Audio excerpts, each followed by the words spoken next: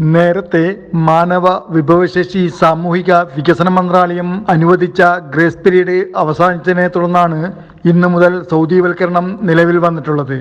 ഇതനുസരിച്ച് sales, purchase, project management പ്രൊഫഷനുകളിൽ നിശ്ചിത ശതമാനം സ്വദേശികളെ നിയമിക്കണം.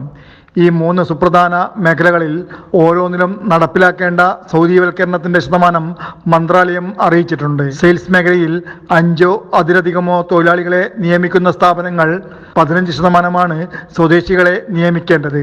സൗദിവൽക്കരണത്തിന് കീഴിൽ വരുന്ന സെയിൽസ് പ്രൊഫഷണലുകളിൽ wholesale sales manager, retail sales manager, sales professionalist, information and communication technology ഉപകരണ സെയിൽസ് സ്പെഷ്യലിസ്റ്റ്, സെയിൽസ് റെപ്രസെന്റേറ്റീവ് എന്നിവ ഉൾപ്പെടുന്നുണ്ട്. സംഭരണ മേഖലയിൽ 50% സൗദിവൽക്കരണം പ്രാബല്യത്തിൽ വന്നിട്ടുമുണ്ട്. Jafar Ali Palakkod, Mathrubhumi news, Jeddah.